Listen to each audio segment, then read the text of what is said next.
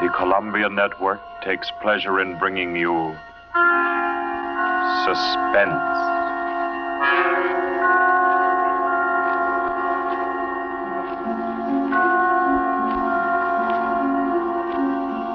Suspense. Stories from the world's great literature of pure excitement. A new series frankly dedicated to your horrification and entertainment. Week by week, from the pick of new material, from the pages of best-selling novels, from the theater of Broadway and London, and the sound stages of Hollywood, will parade the most remarkable figures ever known. CBS gives you Suspense.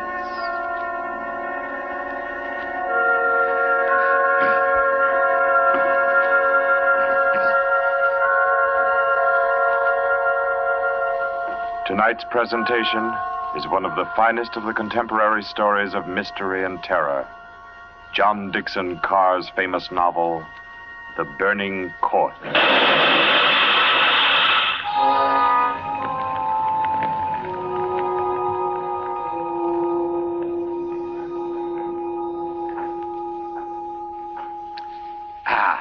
A glass of sherry by the fireside of a beautiful suburban home. What could be more comforting? You're an admirable host, Mr. Depard, and it's really a shame our first meeting is under such a cloud. It's also a shame I have so little time to tell you which one of your guests here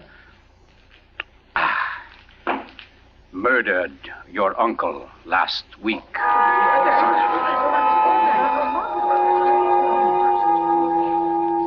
Now, let's see now. I believe we're all here. Your wife, your friend, Mr. Stevens, Captain Brennan. Yes, and incidentally yourself. Just who did you say you were? Well, no wonder you've had so much difficulty with the case, Captain. My name is Cross, Godin Cross, the writer. As a matter of fact, it's because of my just completed book, Poisoning Throughout the Ages, that I happen to be here now. And Ted Stevens there happens to be a member of the firm which publishes my work.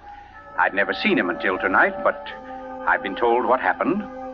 This afternoon, he began reading my manuscript for the first time on the train.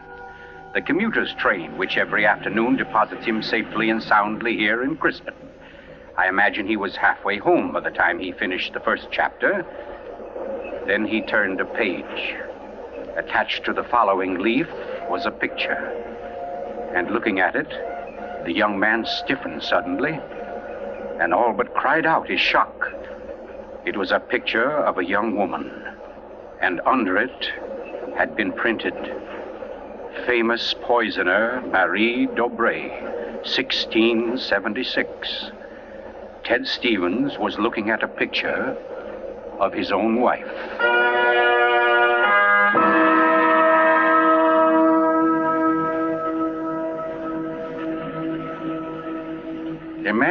Imagine his 25-year-old wife in 17th century costume.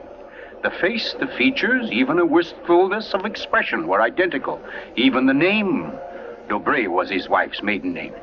But no, that was ridiculous.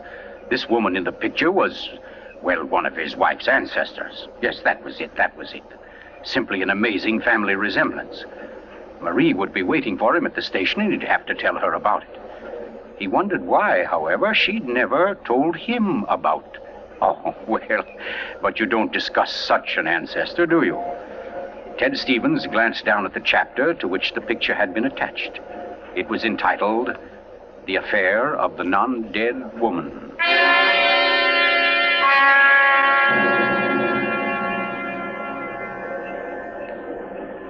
Hello, Ted.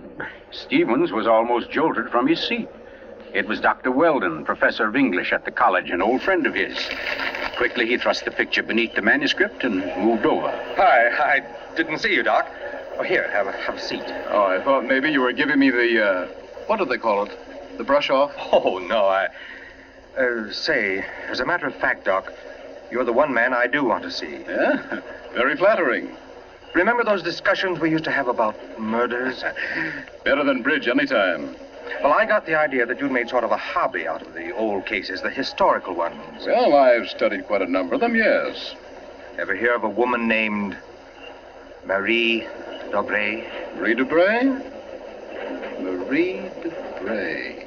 Oh, yes. That was her maiden name, of course. One of the finest specialists in arsenic poisoning you could ever hope to find. Oh, we're almost at our station, Ted. Let's get to the door. Yes, a real charmer Marie was. Must have disposed of 100 husbands, lovers, suitors, and just plain friends before she was caught. What happened to her, Doc? She was beheaded and burned. Crispin!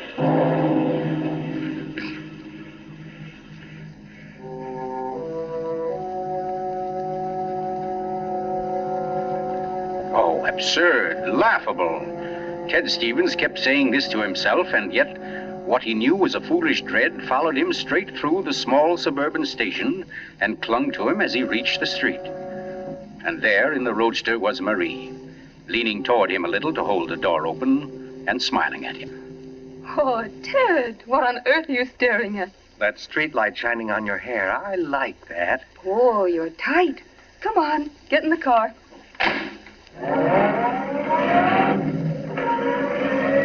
Then, like a wisp of smoke, it was gone. The whole ridiculous fear, the delusion.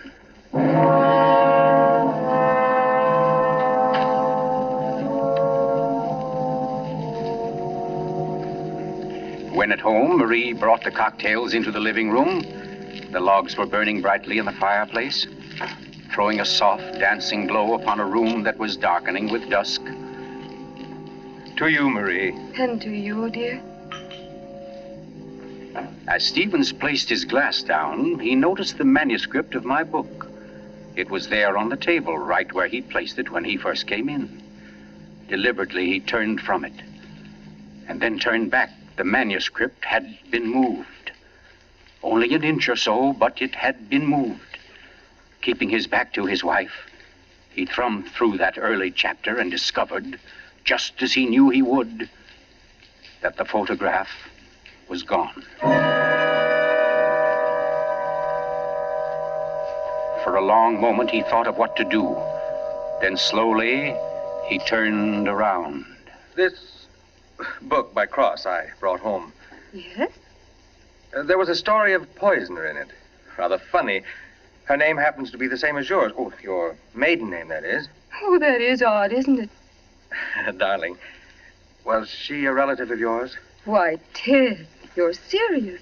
In a way, yes. Oh, I don't mean it's really important. It's just that, well, when you run across a person who's a dead ringer for your own wife and who lived 300 years ago and was a top-flight poisoner, well, you like to hear about it, that's all. What on earth are you talking about? Darling, be honest with me. Didn't you look at this manuscript when I was out of the room? No. You didn't take out a picture of a poisoner named Marie Dobré? I most certainly did not. Oh, Ted, what is this all about? What are you getting at? Oh, just this. Somebody took that picture out of that manuscript since I'd been home. Now, who's that? Well, I'll take a look. Wait, I don't feel like... Why, it's Mark Depart. Mark? Ted, wait a second. Yes? Ted, whatever it is he wants, promise you won't do it. Promise I won't do I it? mean, promise you won't get yourself involved. Please, Ted, don't go out tonight. Say, what in the world is... Well, anyway, we can't let him stay outside. Mark, how are you? Come on in. Thanks, Ted. Just thinking about giving you a call later. Oh, let me have your hat. Oh, thanks. Marie, I hope you'll excuse me for popping in like this, but, well, I wanted to talk to Ted. It's rather important. Oh, I don't mind at all. Come on, Mark, we'll step into the library. Oh, you mind, dear? Of course not, Ted. I'll be making the sandwiches for her. Oh, grab that chair in the corner, Mark. Well, let's hear it. What's the trouble? Ted, my Uncle Miles was murdered. Murdered? Oh, the talk hasn't reached you yet, but it's already started. Nothing definite, of course, just that there was something wrong about Uncle Miles' death. But I don't... Mark, are you sure of this? You know he was murdered? I don't know. Of course I don't. I just don't see how it could be any other way. Uncle Miles, you know, had been sick for quite a while, but last Saturday he seemed so much better that Miss Corbett, that was his nurse, decided to take the day off. And, oh, you know all this. You and Marie were over that afternoon. Anyway, Lucy and I went to the club that night, to that masquerade party, and, we left the old boy completely alone. I've cursed myself 1,000 times since. But what about your housekeeper, Mrs. What's her name? Henderson. Wasn't she around? Oh, sure. In that little house out in back. We told her to look in now and then, but, well, that wasn't good enough. It was after midnight when Lucy and I got back. Uncle Miles was dying. Ted, it looked exactly like one of his regular attacks. But then later, after he was gone, I happened to glance under the chest of drawers in his room. There was a small silver cup under there, almost drained, and Uncle Miles' cat. The cat was still warm, but quite dead. Oh. I managed to get the cat out of the house and buried without anyone seeing me. Next day, I had the contents of the cup analyzed. It was poison? Yes. Arsenic. Well, what do you want me to do? Help me open the crypt. What? I want to have a private autopsy performed. Help me get Uncle Miles' body out of that vault. Oh, I know it's a tough job. The thing is sealed solid, but we can do it. You mean without the police knowing about it? Without anybody knowing about it. Mrs. Henderson's visiting her sister, and I managed to send Lucy over to the club. You must be crazy. You're playing with dynamite, Mark. This is something you've got to tell the police now. I can't take that chance. But they'll have to know sometime. You're only I've delaying... got to know first, I tell you. You don't understand, Ted. There was somebody in Uncle Miles' room that night, handing him something in a silver cup. Mrs. Henderson was on the porch by the window. She saw her. She saw her? Ted, she thinks it was my wife. Oh, Lucy. It doesn't mean anything to Mrs. Henderson yet, because she doesn't suspect anything, but, well, Ted, you've got to see why I've got to be sure, why I've got to know how Uncle Miles died. Because it wasn't Lucy, Ted. I know it wasn't. Of course not, Mark. She had an alibi. Well, she was with you at the club, wasn't she? Yes. Except for half an hour. I see. You'll help me, won't you, Ted? When do we start? As soon as you can make it. Okay. Come on now. I'll get your hat. You trot on ahead, and I'll come over as soon as I can see Marie. You're not going to tell her about this. Of course not. I'll think of something. Don't you worry about it. No, thanks, Ted. Thanks a lot. Marie? I'm coming. Darling, Mark asked me to... I know, Ted. Here. You better take these sandwiches with you. You'll be hungry. But you knew I was going out? Yes, I knew. You listened to us? I couldn't help it, Ted. I had an idea what Mark's visit was about. The talk about his uncle's death. There's a lot of gossip about it in the village. That's why I tried to tell you. Why I didn't want you to get mixed up in it. But it's too late now, isn't it? I mean, you're going. I can tell by the way you look. Ted, wait a second. There's just one thing I want to tell you before you leave. And that is that no matter what happens, no matter what you find or think or believe, I love you. You'll remember that, won't you? I'll remember you said so, Marie.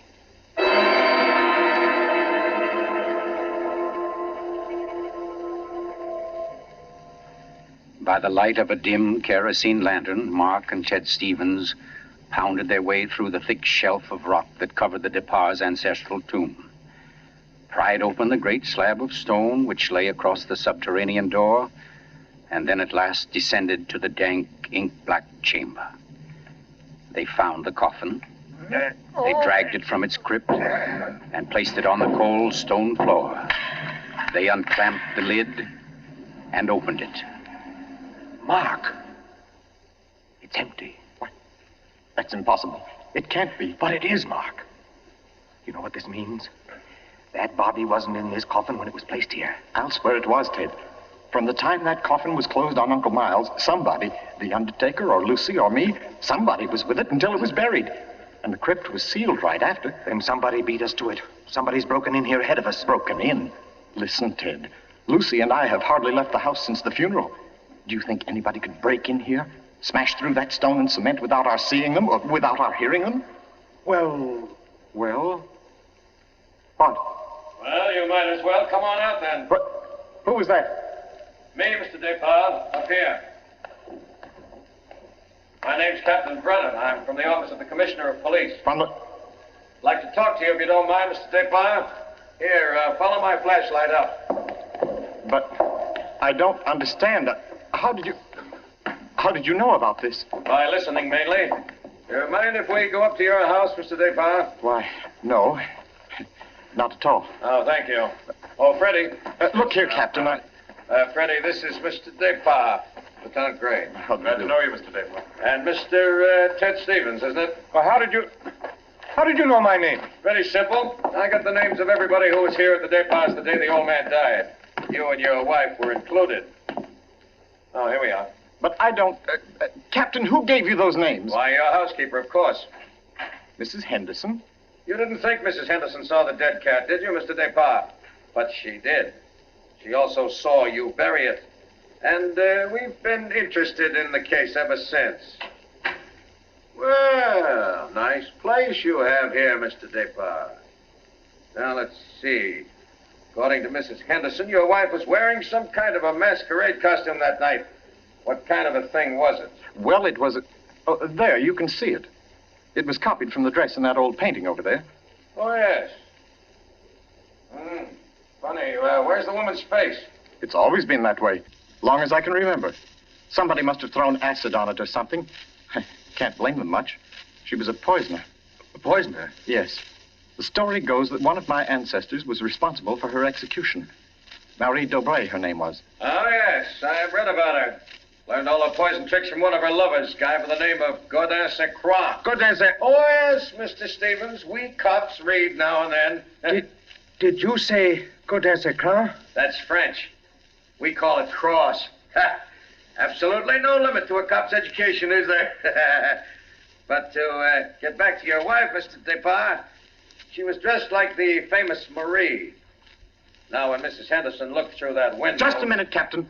Mrs. Henderson can't prove she saw a thing, and you know it. What do you mean? I mean you haven't any right to insinuate that my wife was in that room. Well, who's insinuating? I'm trying to say that Mrs. Henderson, after thinking it over, realizes she was tricked by the costume. The woman she saw in the funny clothes, handing the cup of poison to your uncle, wasn't your wife at all. What? Because your wife is an unusually tall young woman.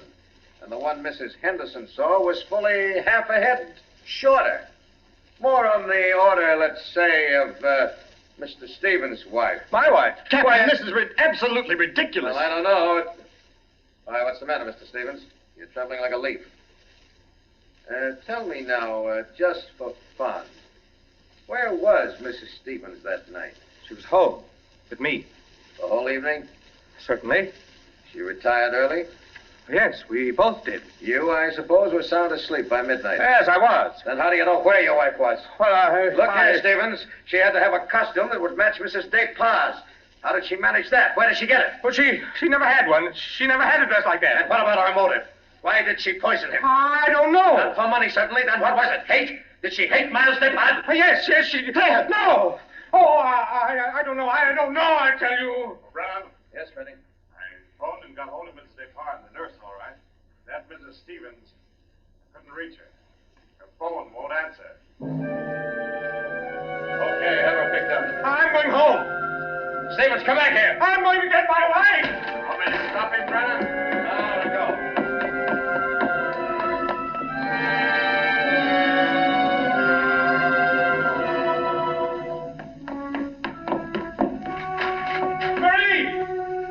Marie, where are you? It's Ted. Marie, what have you done? Marie. Oh, good evening. who are you? My name is Cross, Godin Cross. Cross. Where's my wife? What have you done to her? You fiend, what have you done to my wife? Why, nothing at all, young man. Here, sit down. You're lying. Something's happened to her. The police just phoned. There wasn't an answer. Why are you here? Why am I here? Well, because your wife, reading my chapter on the Dobrés, realized I knew more about the family than even she did. Because she found my phone number on the front cover of the manuscript. And because I know an exceptional case when I hear one. Does that answer your question? No, and you know it doesn't.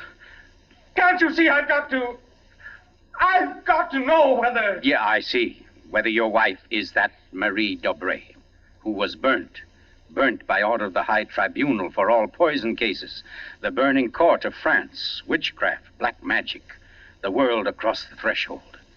You're quite sure, no doubt, also that I'm Godin Saint Croix, who first wooed her. No, my boy. No, my real name happens to be, of all things, Tom Simpson. Most unsuitable for a distinguished writing career. And Marie Dobray is no more your wife's real name than mine is Gordon Cross. What? Your esteemed wife was an adopted child, Mr. Stevens, adopted by people in Canada named Dobray, remote members of the real family of poisoners. I can't believe it. Why didn't she tell me? Why? Because until I told her half an hour ago, she didn't know it herself. You see, in the course of my research on the family, I found out about it. And in the course of talking with your wife, I found out something else. How for years she was haunted by the fear that she might be a poisoner by inheritance, by blood. And you can see, can't you, why she never talked about it, or her past to you? Yes. And yet, Mr. Stevens, you had all but made her forget that past. You. And that's why she was willing to lie, to steal a picture, do anything, in order to hold you to her. Yes, I see that now. You know, young man, I rather think she loves you. But as you will see, though, she comes only when I call her. Mrs. Stevens? You mean she's... Yes, Mr. Cross. Marie, it's you. You're all right? Oh, yes, dear. We're both all right now, and nothing can change it, ever. Marie, listen. Don't say Marie, dear. Say Maggie. Maggie? Oh, that's my name, my real name. Maggie McTavish. And it's a lovely name, dear. The most beautiful, gorgeous... Darling, please. You don't understand. The police, they think you had something to do with Miles' death. They think I did. So, now, Mr. Stevens, before we go back to the Depas, don't you think you'd better tell me everything that's been said and done up to date? Having just saved your wife's soul from the burning court, now I'll wrest her body from the electric chair.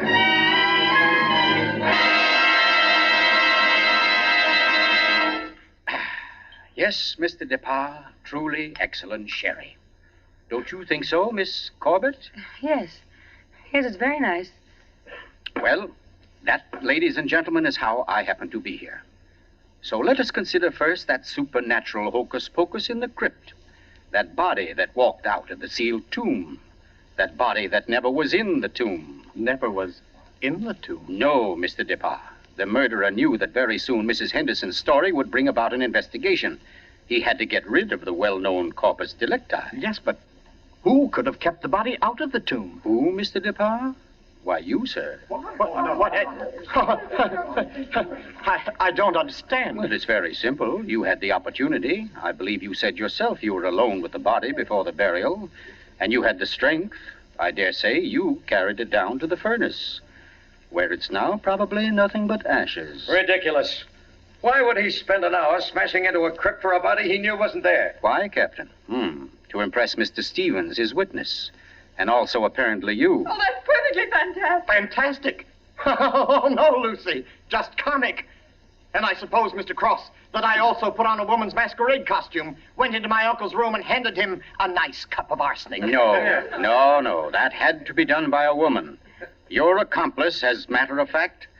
Oh, now, come. You mustn't all look at Mrs. Depas, because Mark Depas' one noble act was his frantic effort to prevent his wife from being charged with the crime. A crime which he and Nurse Myra Corbett committed. Myra Corbett? Why, you... Yes, sir. Yes, Mr. Stevens, this quiet little lady beside me. Why would I do such a thing? Money, Miss Corbett. A cutout of Mark Depas' inheritance. Payments for services rendered. That's an absolute lie, Cross. You see, ladies and gentlemen, Captain Brennan never bothered to check Miss Corbett's whereabouts on the night of the murder. Why even think of the nurse? She was the custodian of the old man's health. Oh, you're crazy. And yet who but a nurse could so naturally offer the old man a cup? A cup he was sure contained medicine. You're making it up. The whole thing, you're just And making it who up. but Miss Corbett, living right here in this house, would know what kind of masquerade dress she must copy, would know when Mrs. Henderson would pass the window that night, pass and see her, and accept her, she hoped, for Lucy Depas. No, that's not true. Oh, yes, Miss Corbett. Yes, I Miss didn't Corbett, do that it. dress I tell was the you, touch I that wrecked you. That was your own idea, wasn't it? Not Mark's. You weren't content with a mere murderer's share of the profits. You wanted a wife's share, half of the whole estate. You wanted Lucy Depas convicted and out of the way for good. Well, I give you a toast, Miss Corbett, with Mr. Depas' excellent sherry, to a particularly ruthless poisoner. And yet, you know, on the whole, I'm rather partial to female poisoners. Why, only tonight I... Here,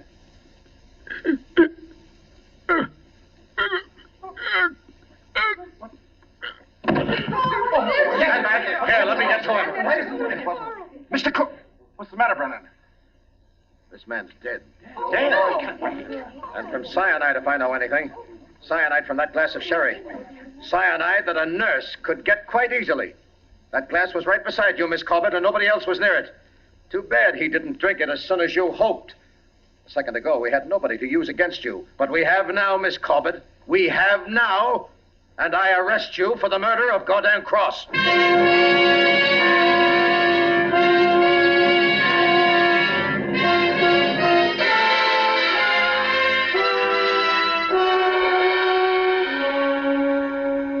Close to 5 months ago that the prominent author was murdered. And tonight, Myra Corbett pays with her life for that crime. The former nurse, at first protesting her innocence, in recent Yes, weeks has grown... I'm in here, dear. Oh. I thought you might... Oh, what did you cut it off for? Huh? What do you mean? The radio. Oh. Oh, yeah, well, I thought you wanted to talk. Oh, Ted, don't you think I know you better than that? What was on the radio? Well, there wasn't any... Okay. It was about Myra Corbett. She goes to the chair tonight. Oh, I didn't think you wanted to be reminded. I don't really. But making such an effort to hide it only keeps it alive, doesn't it? Oh, all right, darling. Know what I came in to ask? If you wanted a cocktail before dinner? The largest one you've got. Fine. I'll get out the ice cube. I know. If I'll fix up the fire. Okay, Maria, a deal. Where are some papers to start it? Right there by the bookcase. And the name's not Marie. It's Maggie. Because, darling, Marie's dead and gone forever.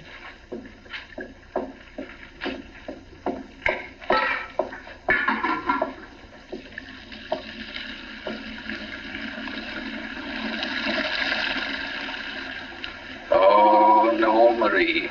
We're never dead. Neither of us. It was your hand that touched that glass. I know that now. And I could return the favor. But instead, I shall ask that you dispatch your husband. This one, like all the others. Now, just a little bit of poison in the drink, Marie. Any kind of a drink. What kind, Ted? Hmm? What kind of a cocktail shall we have? Oh, any kind, darling. Any kind at all.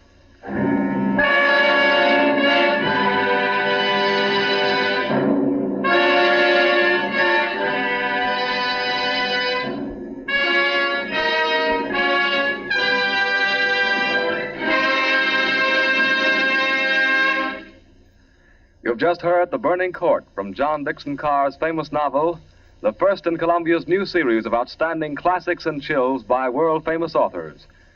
Tonight's play, ladies and gentlemen, has one rather special significance we think you'd like to know about. As you perhaps have heard, every fine comedian is said to cherish a secret desire to do an abrupt about-face. He pines for the part of a blackguard. Well, tonight you witness the fulfillment of one such desire. The role of that literary and quite infamous diehard, Gordon Cross, was portrayed by none other than Hollywood's expert provoker of laughs, Charlie Ruggles, here in New York for the world premiere of his latest screen success, Friendly Enemies. The role of Marie, well, that was enacted by a young lady who long ago won national acclaim as one of Broadway's most accomplished dramatic actresses, Miss Julie Hayden. Thank you, Charlie Ruggles and Miss Julie Hayden, for your splendid performances. The play tonight, as all plays in this series, was produced and directed by Charles Vander, written by Harold Metford and scored by Bernard Herrmann. Next week, we bring you an intensely exciting and moving drama, The Life of Nellie James. This is the Columbia Broadcasting System.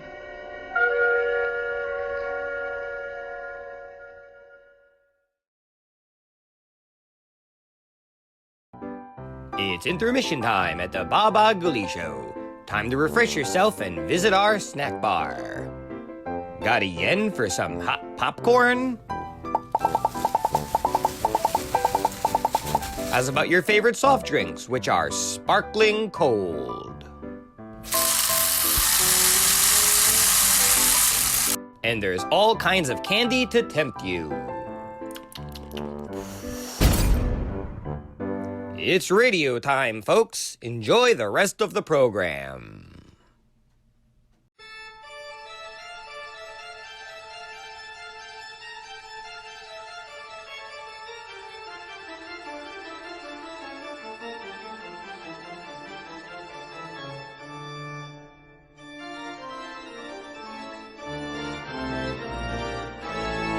Hope you're enjoying today's radio program. When it's done, be sure to check out our channel over at Watch Waddle. Enjoy some tunes with a nice cold soda.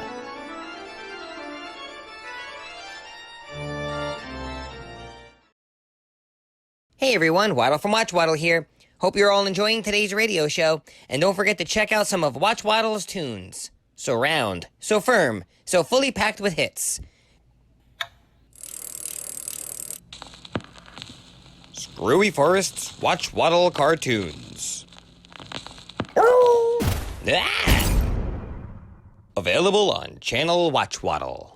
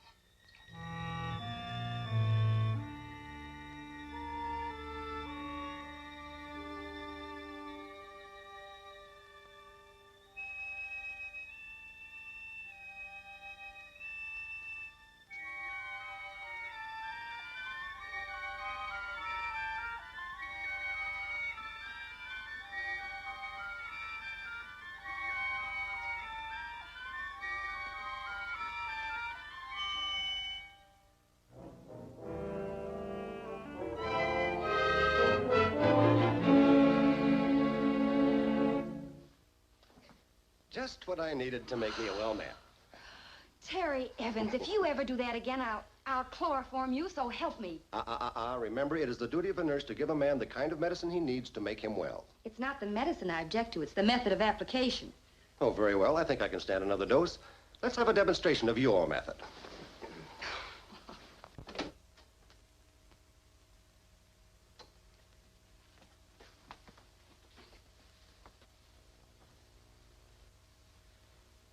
You may proceed with the treatment, nurse. I'm afraid your case is hopeless, Dr. Evans. Oh, hello, Dr. Maynard. I thought you were at the hospital. Well, I got through sooner than I expected. I came back to take care of a few things.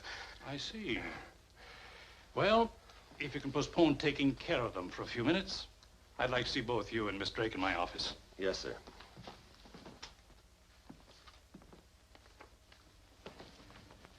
Fred and I have been checking the blood supply record. It's happened again. You mean there's more of it missing? 12 pints. I can't understand it. Why would anybody want to steal blood? I don't know. But I'm going to report the matter to the police in the morning. And Fred, I want you to put a lock on that refrigerator. Yes, sir. Well, I guess that's all. Oh, Terry. Yes, sir? I'm going to let you handle that McDonald case by yourself. By myself. That's a pretty delicate operation. Have you any doubt about performing it? No, sir. Neither have I. Thank you, sir. Good night. Good night. Good night, sir. Good night, Doctor. Night, Terry.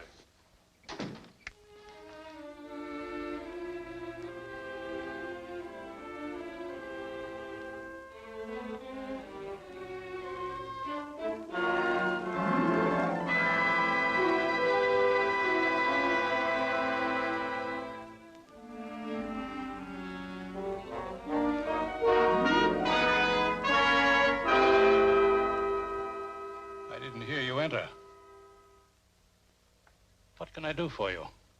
My wants are simple, Dr. Maynard. Very simple.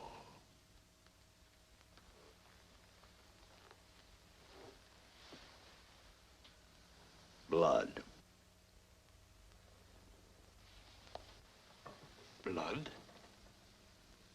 That's a strange request. I'm a strange man, Doctor.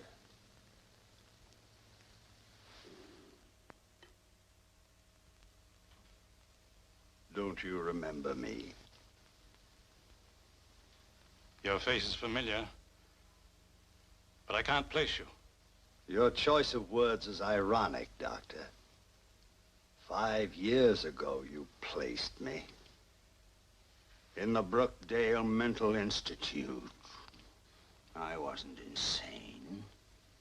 But who'd listen to me after Rufus Maynard, the great brain specialist, had given his learned opinion?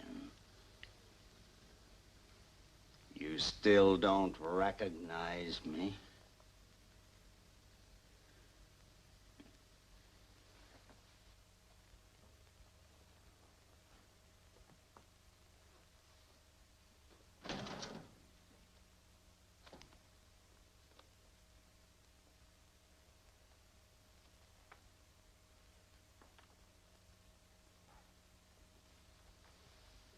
My card.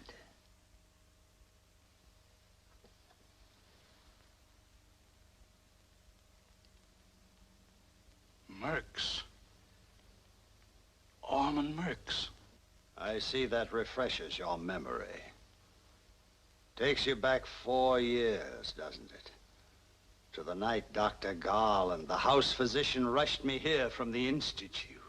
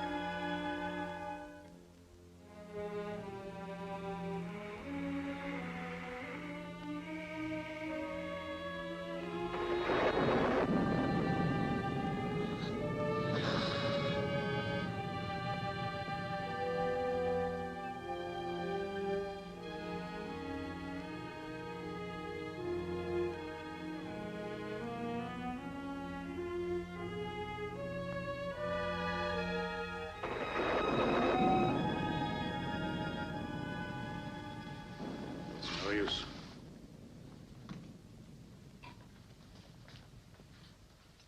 I can't understand it. Except for a pathological brain disorder, he seems physically sound. He was physically sound, in perfect health. It doesn't make sense. There are a lot of things about Murks that don't make sense. For example, why did he continually ask for blood transfusions? It was a fixation with him. And the main reason I had him committed to your institution, he seemed to feel that periodic transfusions would guarantee him a kind of immortality. You think there's anything in it? Nonsense. I can't help thinking that Murks kept hidden some phase of his case history. Perhaps the autopsy will... Impossible. He must have had a premonition of his death. Just this morning, he gave instructions to have his body turned over to his brother for burial in the family mausoleum on their estate at Greenwood Knoll. Well, then I guess the case is closed. But you were wrong, Doctor. The case was not closed. But I saw your body. I examined you. You were dead. Unfortunately, one who has confined his studies to the problems of the living is not in a position to judge. To you, death is merely an absence of life. There is no intermediate stage. But that is where we disagree. For I have discovered a world in between. A world of living death. In my former profession, death was an everyday occurrence to me. I began to wonder, would it be possible for a man to appear to be dead and still be alive? The thought fascinated me. It became an obsession. I gave up everything to find the answer. And at last, I found it. In a land of voodoo rites and devil potions, where your profession has no place. The Valley of the Zombies. You seem skeptical, Doctor. So was I. Until I tried it. Perhaps if you... No? Well, I don't blame you. For once you've taken it, there's only one thing that will counteract its effect. Blood. So it was you who have been stealing it? Indirectly, yes. And now I'm here for some more. Quickly. There's no time to lose. Of course. I'll phone the hospital at once and have them... Hospital? And have my affliction publicized in the newspapers and medical journals to be exhibited as some strange monstrosity before an amphitheater of prying experimentalists? Never. But I have no blood your type here. You wouldn't lie to me. You can see for yourself. The supply is in the treatment room.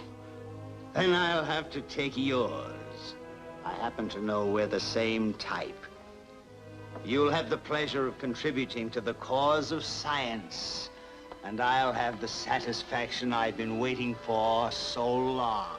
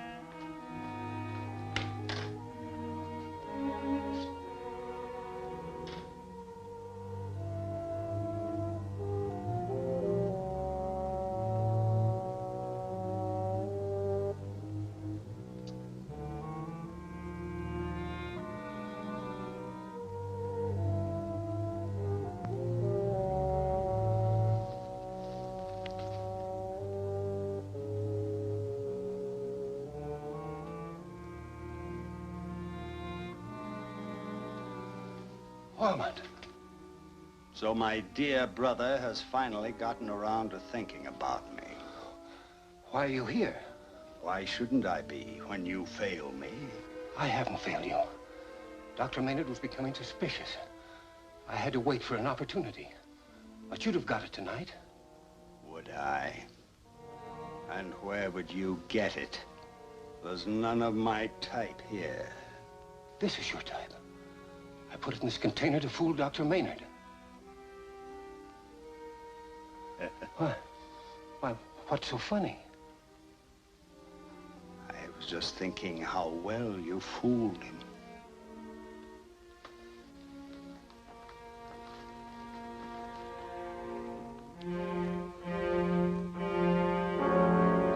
Dr. Maynard! What have you done to him? Need you ask? When I agree to help, you give me a word that there'd be none of this. When I need blood, I must have it. But not this way. Anyway. All right. All right, then I'm through. For years, I've sacrificed everything for you. I've taken one job after another, stealing like a common thief. But I'm not going to do it any longer.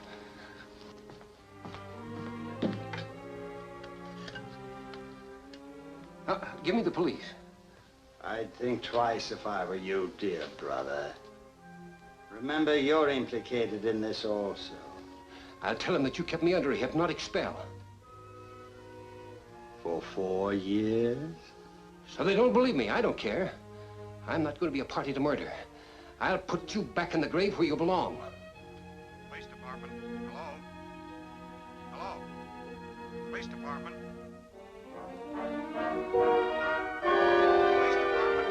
Police department. Police department.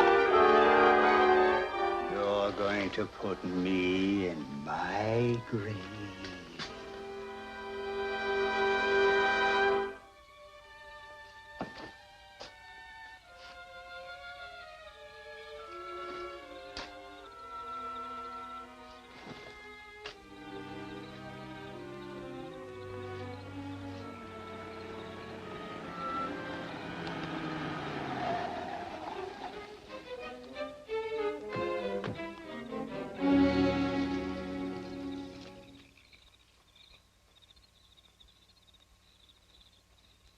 What do you suppose he was doing?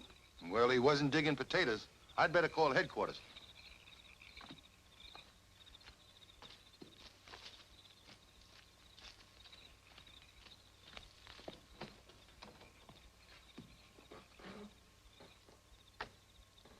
Car 60 calling headquarters. Go ahead, car 60. This is Tiny. We're at the old Greenwood Knolls Cemetery. We just surprised a guy trying to plant a stiff. It looks like a job for the coroner. RPC. Okay, stand by.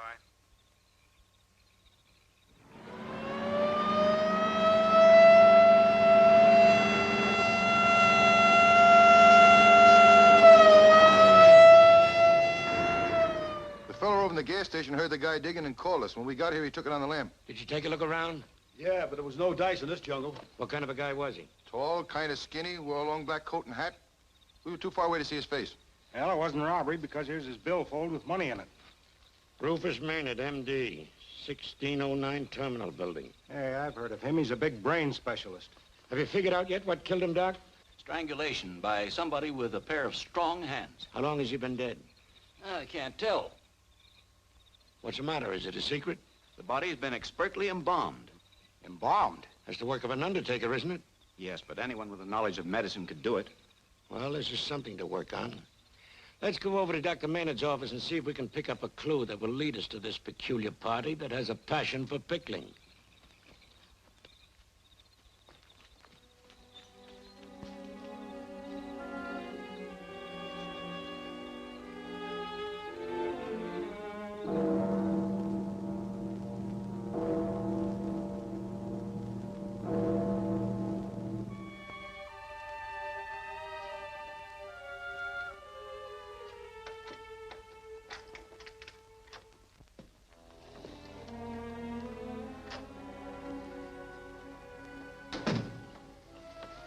Wait a minute.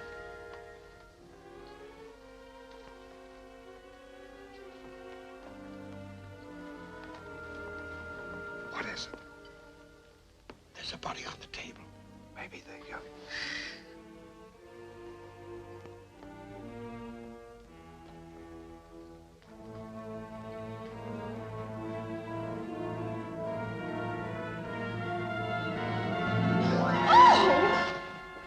Susan, what's...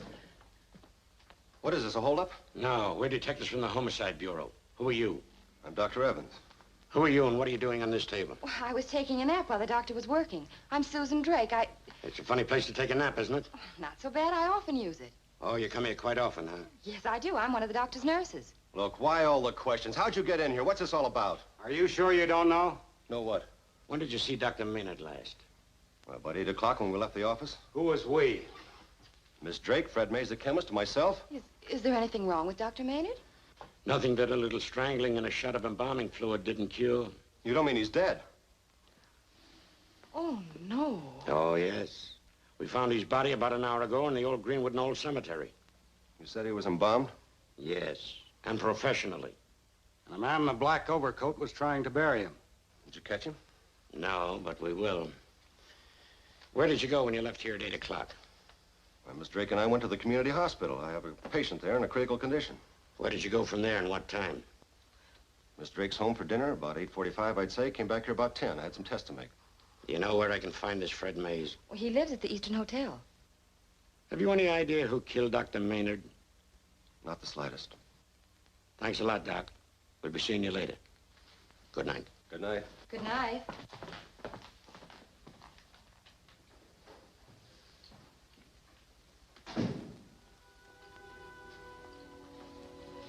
Terry, I think those detectives suspect us. Naturally, it's their business to suspect everyone until they find the murderer. Dr. Maynard. I can't believe it. That's quite a jolt. You know, I was wondering if there could be any connection between his death and the missing blood. Whoever stole that blood could have come back here to steal some more and been surprised by Dr. Maynard. Let's see if any more is missing. Everyone seemed to like Dr. Maynard, so I can't imagine who would want to kill him. Oh! It's Fred. Give me a hand, Susan. What's the matter? Nurse afraid of a body? No, I just don't care for the way it was presented. Remind me not to look in my icebox when I get home.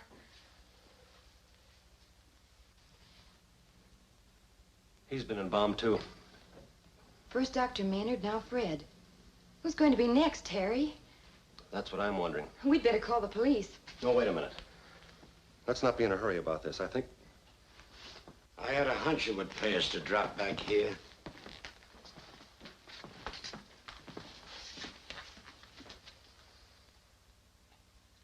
If this guy sits up and screams, I'll turn in my badge. No. Yes. No. Yes. No. Yes. No. No. For the millionth time, no. I had nothing to do with killing Dr. Maynard, Fred Mays, or anybody else.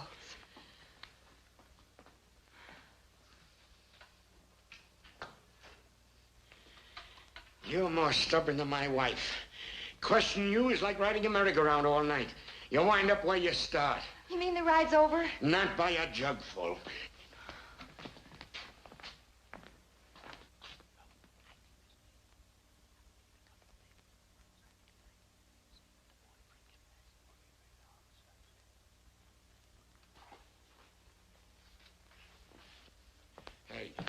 Hey, where do you think you are?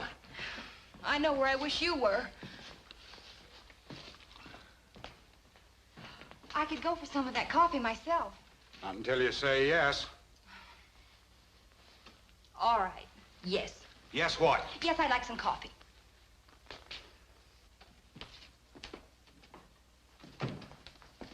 Well, you can quit your stalling now, sister, and tell us the truth.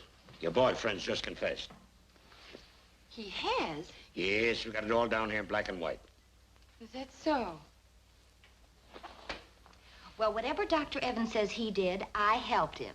You're pretty smart, aren't you? Bring him in.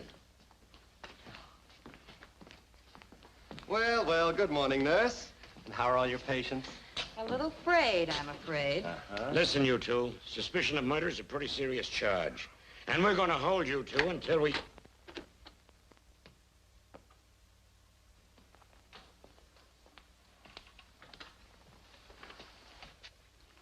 Get anything out of them? No, not yet. But we will. The motive love is a natural. She's his girl. He was Dr. Maynard's associate. He bumped off the doctor to take over his rich clientele. The chemist was wise, so they bumped him off, too. They've been in custody since midnight, haven't they? 12:15. Well, release them. But, Chief, you... This isn't for publication. But the body of a cab driver, neatly embalmed, was just found in his taxi cab at the corner of 3rd and Whitmore. Another one? But that's nothing to let him loose on. They probably put him there himself. That's it. They hired the guy to drive him over to the graveyard. Then they bumped him off so he wouldn't talk. And then they parked his car. The cab was left there less than an hour ago. Yeah, but he could have had an accomplice, couldn't he? That's why I say, let him go. Oh.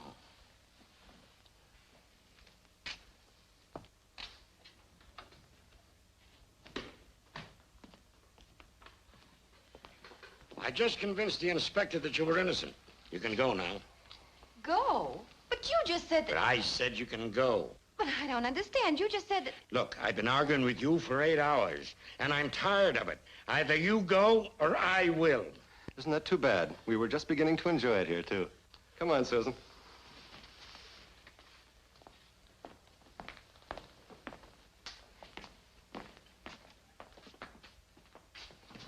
Well, goodbye, gentlemen. If you ever need a shot of embalming fluid, come up and see me sometime.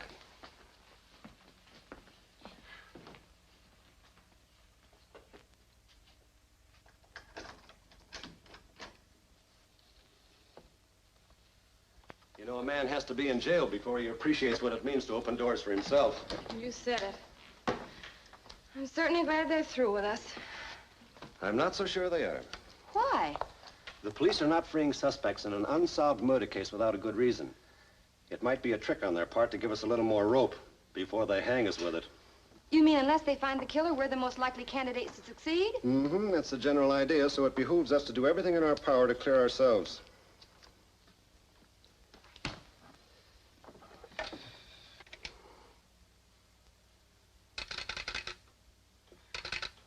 Oh, fine. What's the matter? I wanted to call the hospital. The phone's dead. Dying is getting to be a habit around here. Hey. No wonder the cord's broken. It's been pulled out. Well, how do you suppose that happened? Well, it could have happened in a struggle. Nothing else seems to be disturbed. Well, it was no accident because the ends were stuffed neatly back into the bell box. What's this record card doing in the wastebasket? Ormand Murks. Nature of disorder. Abnormal pressure on the 4th ventricle resulting in manic depressive insanity. Committed to Brookdale Mental Institute, October the 18th, 1939. Hey, maybe he's the murderer, an escaped lunatic. Died June 12th, 1941. For a minute, I thought we had something there. So did I. Must have fallen off the desk. I'll put it back in the file. Terry, listen to this. Body interred in mausoleum on family estate at Greenwood Knoll. Now, once they're dead, what difference does it make where they put them? But that graveyard where Dr. Maynard was found is at Greenwood Knoll. Hey, that's right. Maybe this card has something to do with the case after all. We have to go to the hospital right now, but when we're through, we are going to pay a little visit to the Murks estate. Oh, no, we are not. This is something for the police to handle. Why, the police will laugh at evidence like this. Don't forget, we're number 1 on their hate parade. But, Terry, I'm no good at playing detective. I scare too easy. Oh! See what I mean? Yes.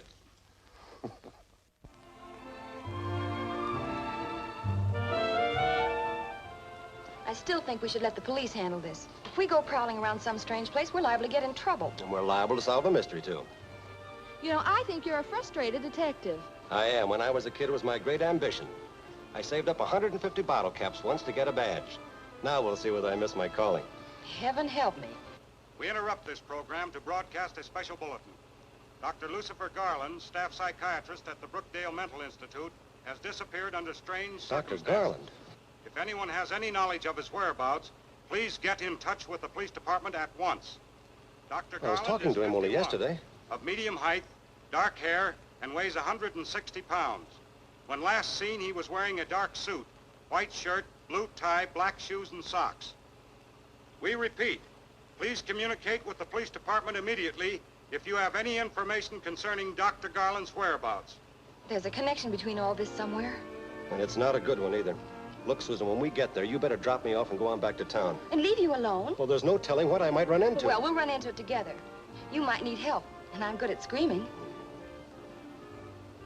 There's a Greenwood Knoll gas station. We'd better drive in there and find out where the Murks place is.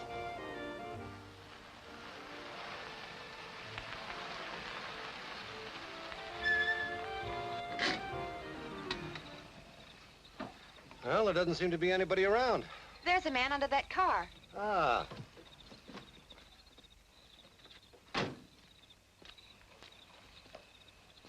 Good evening. Good evening. Gas station's closed. I don't want any gas, just a little information. Could you tell me where the old Murks estate is? Murks estate? There's no one living there. Hasn't been for 5 years. Well, if you don't mind, I'd still like to know where it is. Interested in buying? Yes, yes. It's on the street back to the gas station, joining the cemetery. Turnoff's about a half-mile up the road. It's easy to miss. Better leave your car here, cut through the lot. Okay, thanks. Well, you still want to go? No, but I'm going. All right.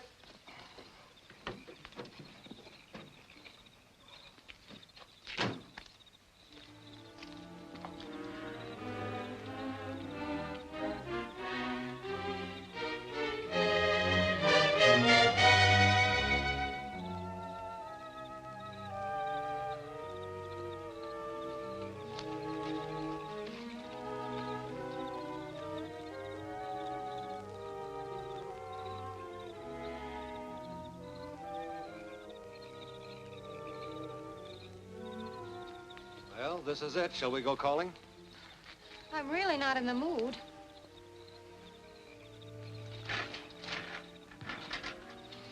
Locked. Maybe we can't get in, I hope. There's a pedestrian gate.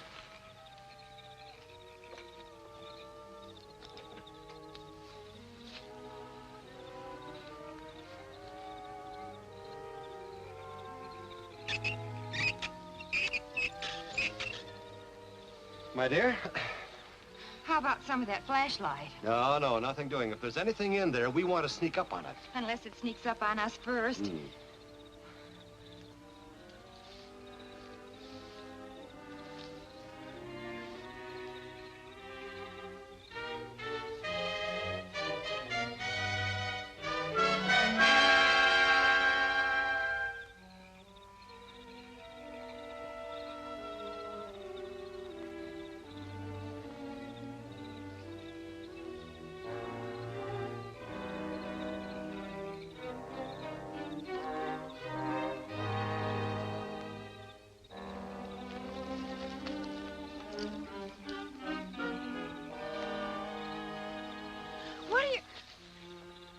What are you going this way for? The house is over there. A good detective always cases the joint first.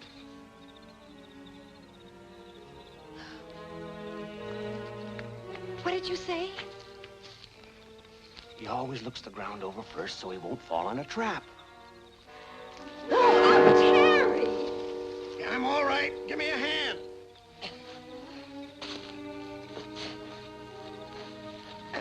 Oh! Well, that's one way of finding traps. Yeah, it must be a compost pit where they make fertilizer. Oh, you better watch your step or they'll be making fertilizer out of you. Yeah.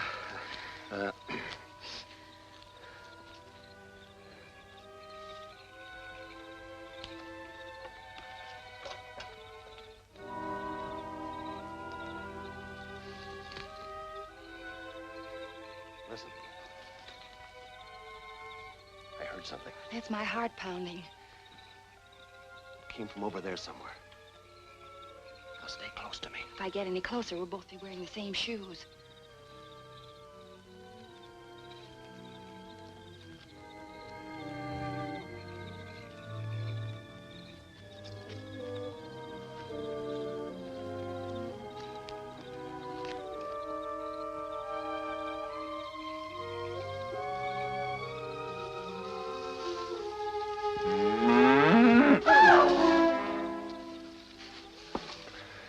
just a cow. Probably scared it as much as it scared us. If we did, some farmer's going to get curdled milk in the morning. Nice bossy.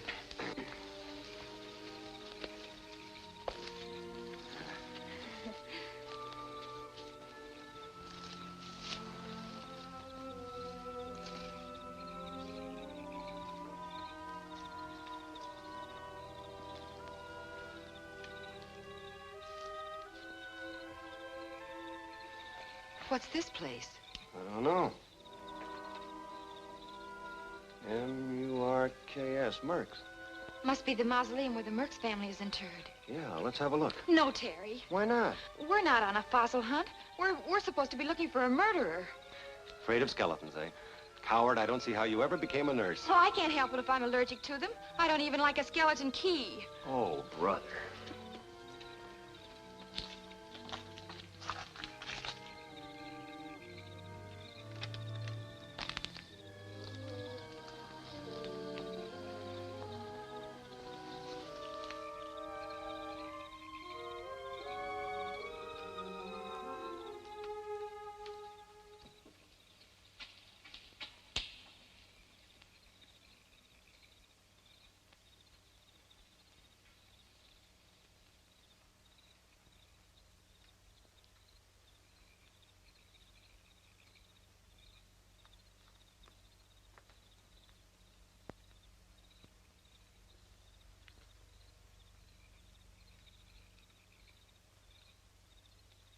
That one's empty. So's that one. Well, there's room for another gruesome twosome. Uh-oh. Somebody's been in here, and recently. Look at those footprints in the dust. Well, I'm not anxious to put mine alongside of them. Let's go. Ormand Murks, 1887, 1941.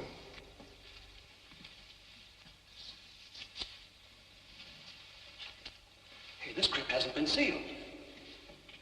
What are you going to do? Well, as long as we've come this far, I'm going to say hello to Mr. Murks. Well, you can say hello, but I'm saying goodbye. Terry, Terry, Terry! Why, that veil's very becoming to you. Oh, take it off! I'm afraid of a few cobwebs. It's not the cobwebs, it's the spiders in them. There, that's the best I can do. Now, look, hold this, will you? And stay put.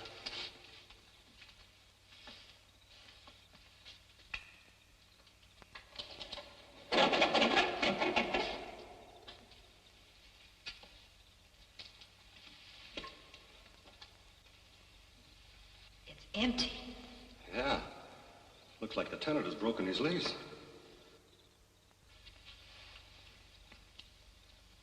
Susan, do you suppose it's possible that Murks isn't really dead? How could that be? We saw the record. Maybe Dr. Maynard was mistaken. Say, for example, that Murks was in a sort of a cataleptic state, which only simulated death. It's happened before, you know. But the embalming was... How do you know he was embalmed? His brother claimed the body. He might have been in on the deception. The first thing you know, you'll be saying he's a zombie. Well, there aren't supposed to be such things. Terry, the door.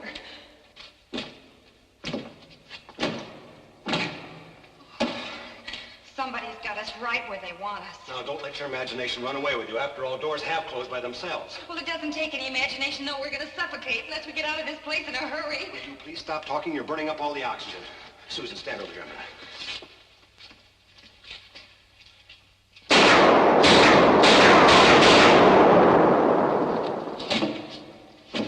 Well, that didn't work. I thought maybe I could shoot the lock off. Well, what's next, Mr. Detective? Oh, do you realize now you didn't miss your calling? Go ahead. I deserve it for dragging you into this. But believe me, if we get out of this, we're going to make a beeline for home. Yeah.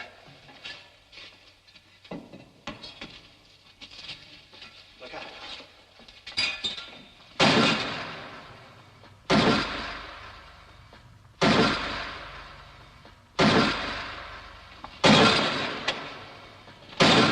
Darling, you're wonderful.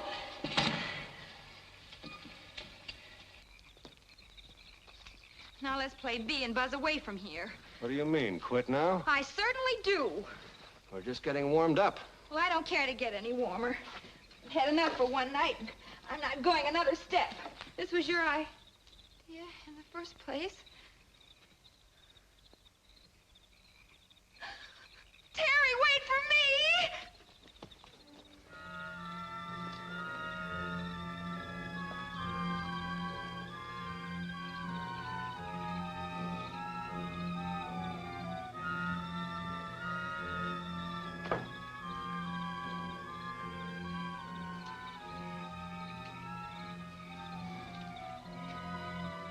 Here, hold this, Susan.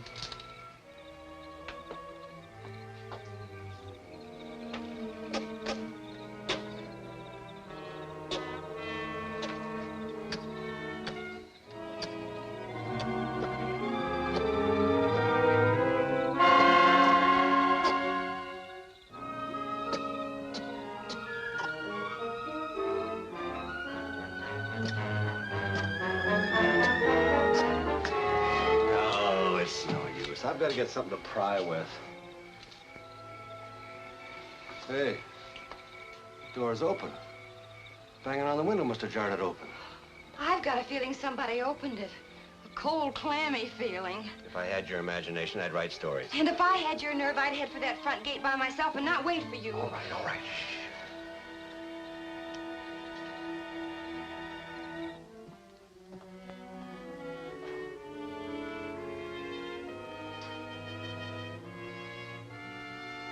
This must have been some sort of a reception room.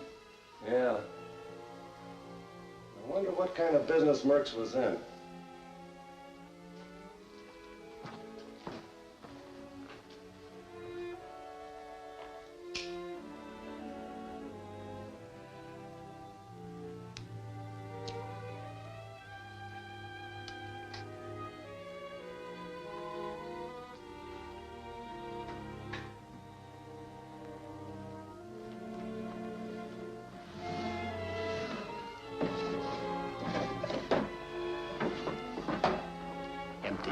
What do I smell?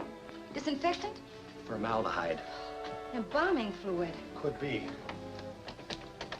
Locked. Also locked. Well, this one isn't, and I'm keeping it open.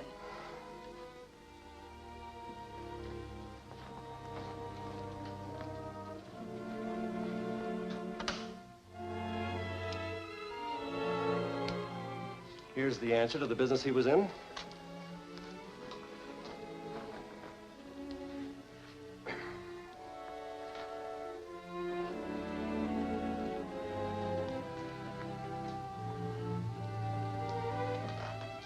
An undertaking establishment. So Murks was an undertaker, huh? This place gives me the creeps. Please, Terry, let's go before I become a fit subject for one of those pine boxes myself.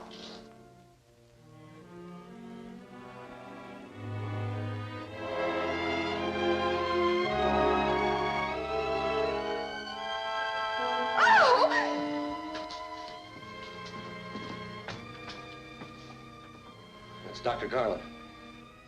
That explains the smell of the embalming fluid. This is horrible, Terry. Yeah, it's time we call the police. It's overtime. Come on. You're so right.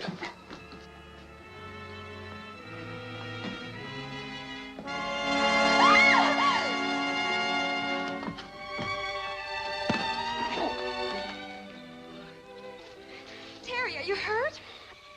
No, not much. Well, then why don't you get up? I'm looking for my gun and flashlight. Help me find them. Well, never mind them. Let's find the police. Terry. Huh?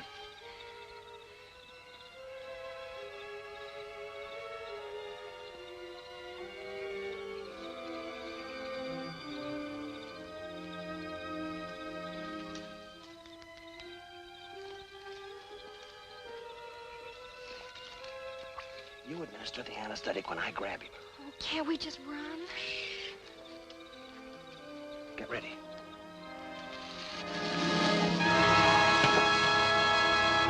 Nice work, nurse. Now we'll have a look at him.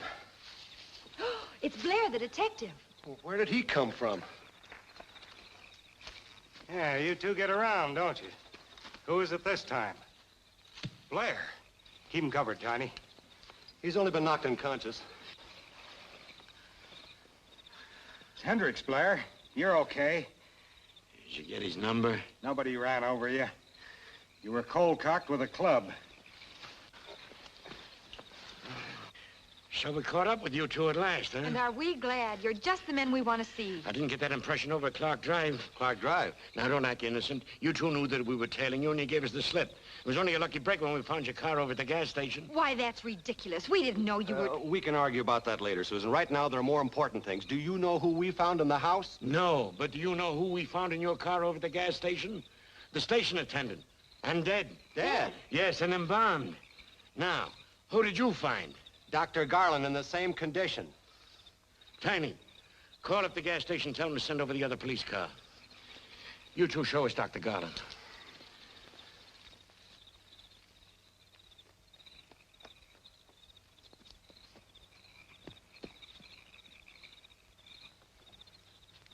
Calling car 63. 63. Calling car 63. 63 answering. Can't you hear me? I can now. This transmitting button sticks. We picked up the guy and the girl over at the old house near the graveyard. Blair said for you to come over as soon as you can, okay? This thing is stuck for sure now. If any calls comes from headquarters, be sure and take them down. You can't do nothing but broadcast on this set.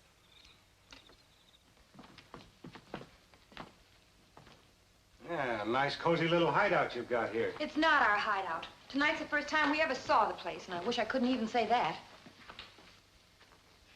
Now, this was the embalming room. Now, the body's right there. Right where? Well, it was right there not 10 minutes ago. Well, maybe he got tired of waiting and went out to get a short beer. This is no gag. Murks must have taken it away. Murks?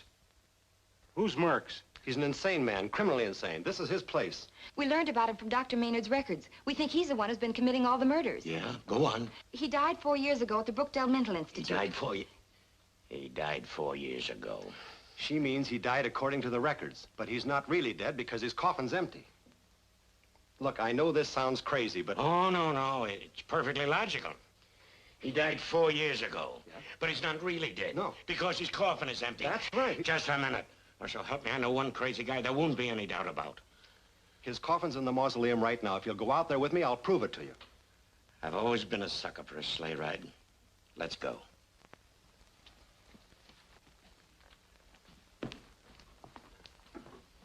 Wait a minute. Hey, Tiny, you stay here with her and put the bracelets on her so she won't start to play hide and seek with you. Hey, what the... You stay in front of us. This is really unnecessary, you know. I wouldn't try to get out of your sight in this place for a dozen pair of nylons. I'm just carrying out orders, lady.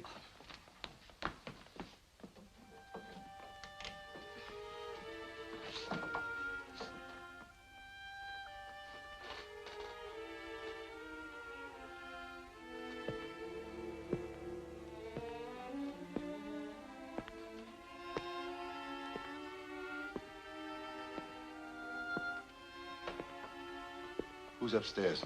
I wish I didn't know.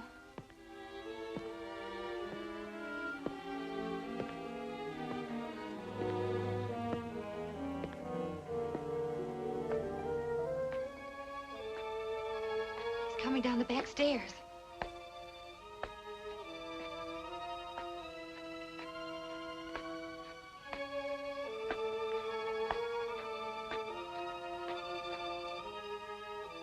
He's in the embalming room.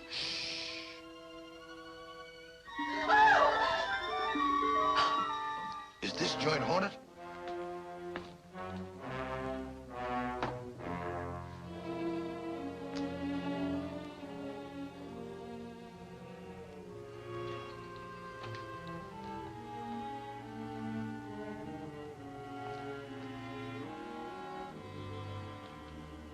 Come out from behind that screen. Come on. Oh, you won't, eh? Did you get him? Yes, I got him.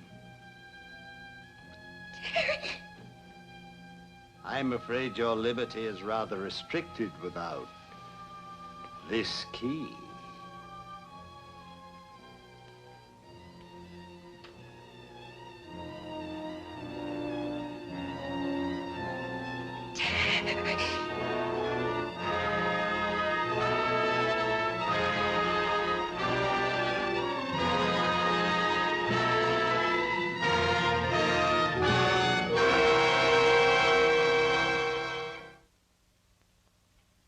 thought you said this coffin was empty.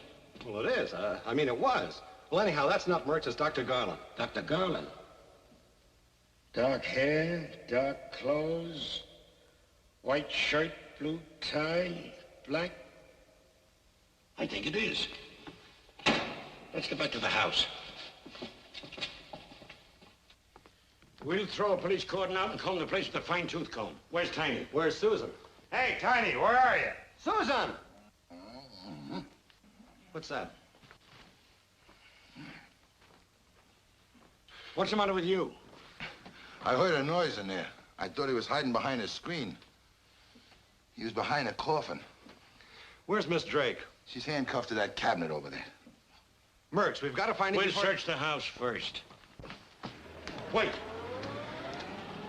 That's my car. Be careful, he's got my gun.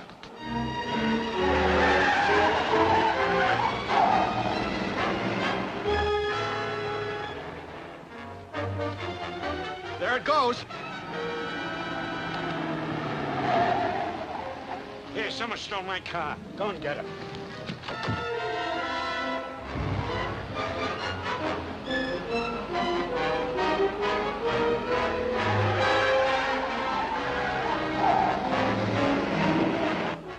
They have their lights on? Yes. I don't see their tail light in front of us.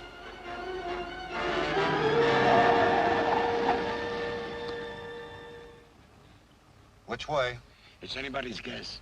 Oh, maybe they didn't even come this far. They might have pulled off the road and stopped. I know how to find out. Their radio's gone haywire and they're broadcasting all the time. We can pick them up on this one.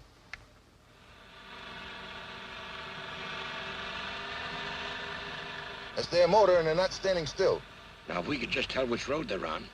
Yeah, that's where we're stymied. What's that?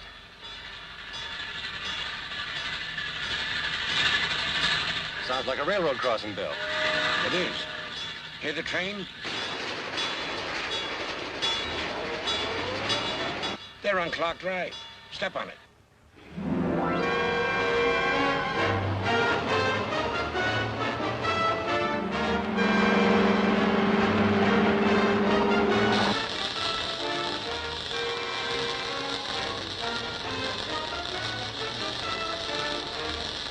What could be making that noise? Some kind of interference. It could be that big electric power station on Valley Drive.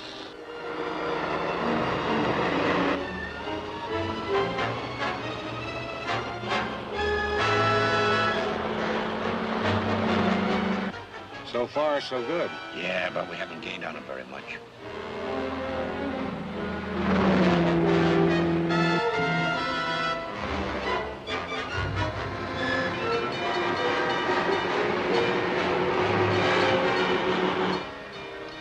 That's what I was afraid of. He's in the downtown traffic. No chance of telling what street he's on now. But that's the tower clock on the terminal building.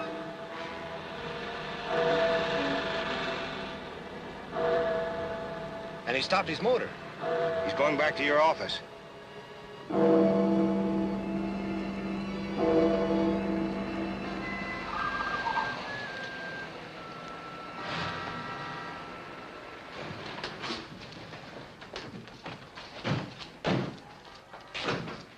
Tiny, you stay here. Joe, you come with us and watch the front.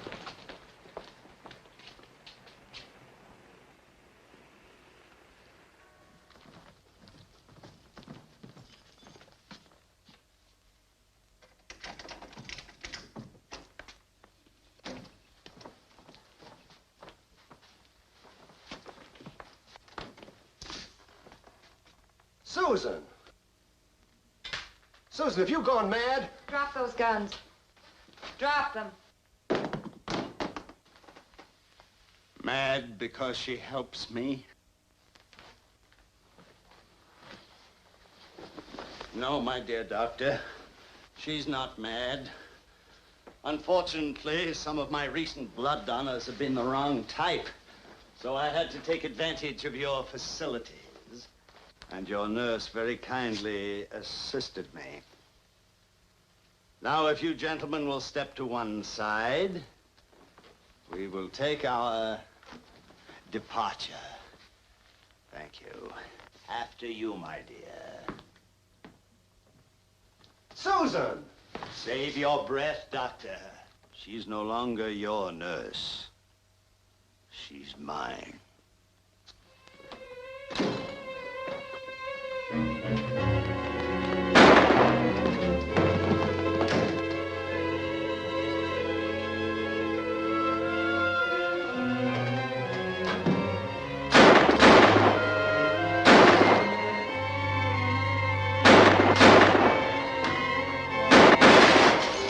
He's headed for the roof.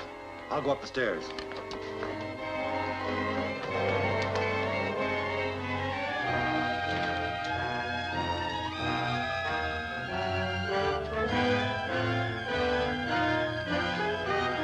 No! Susan! Susan, what's the matter with you? She's hypnotized, Doctor. And she's going to stay that way. As for you, let her have that gun. Now, my dear, you may shoot him.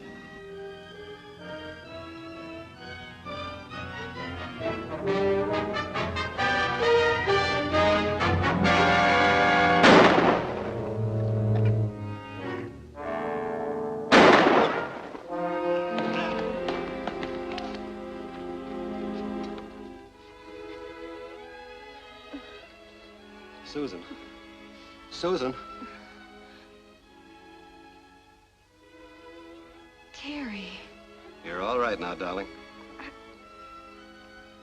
I feel like I've been dreaming.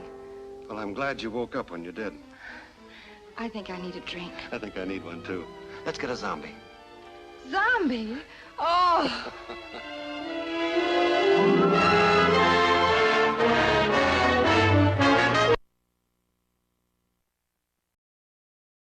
Thanks for watching the Baba Ghoulie Show by OTR Halloween Holidays. This is Waddle the Duck saying check out Channel Watch Waddle for some fun cartoons with no static.